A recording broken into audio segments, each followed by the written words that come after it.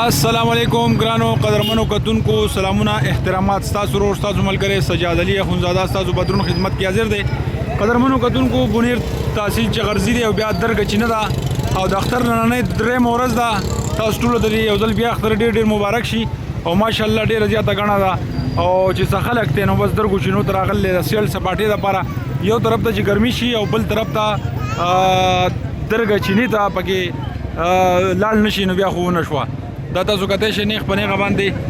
ډېر زیات خلک راغلی دی د یو خوا د بل خوا نه او ځان له چې دی نو د دې موسم نه خوندونه اخلي دلته پکې ماشاءالله هوټلې هم جوړې شوي دي بسم الله هوټل دی کانا پینا پکې هم ملاویږي دلته پکې جوس هم ملاویږي دلته کې دا درګې چینې تاسو وایئ چې یاره دی به مخ وایي چې درګو چینو نه مهاتې به مه که نه نو بس دا درګې چینې اصل کې دا چینې دي به ښکته زه تاسو ته ښیم دا درګې چینې دي دا په یخنۍ کې ډېر زیات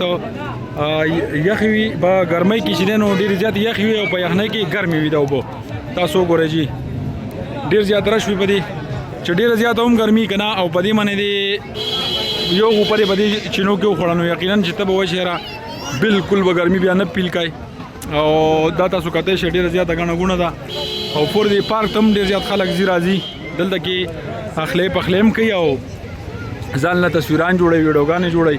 دا تاسو وګورئ دلته دا چینې دي دا کسان پرې کټونو کې ناست دي ځان نه او په دې یخو اوبو کې خټکي هندوانې امونه پراته او دلته کې نو هغه ورسره هم چې نو خوري انجوای کوي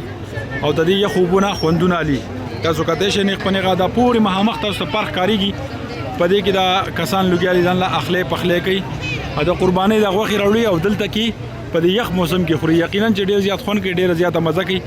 د تاسو کتای شئ دا ډېره غټه ایریا ده سیلاب نه وروستو چې دی نو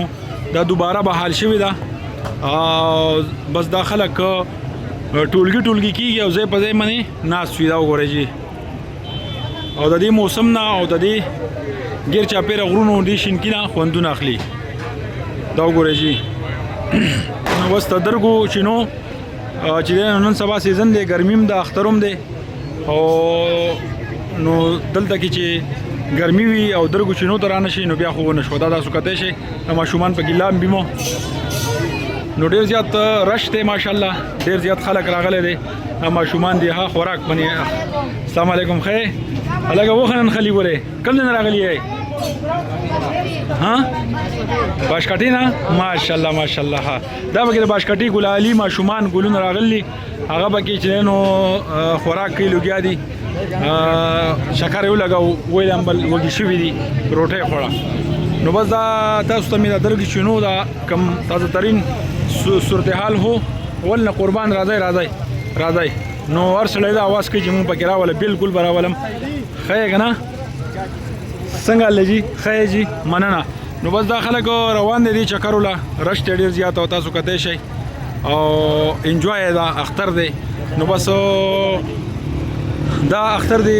الله پاک د ټولو مسلمانانو لپاره د خیر او د برکت ذریعه وګرځوي او الله پاک دې زموږ د قربانیانې چې دي نو قبول کړي په خپل دربار عالیه کې او دا پورې پکې ګوتې پرتې کړلې ښه نو بس ملګرو دا د ترین صورتحال د درګو چینو که څوک نه راغلي خامخا چکر راولګوئ ډېره مننه ډېره شکریه چې چېرته یې ښاد او باد اوسئ ټولو مسافر وروڼو ته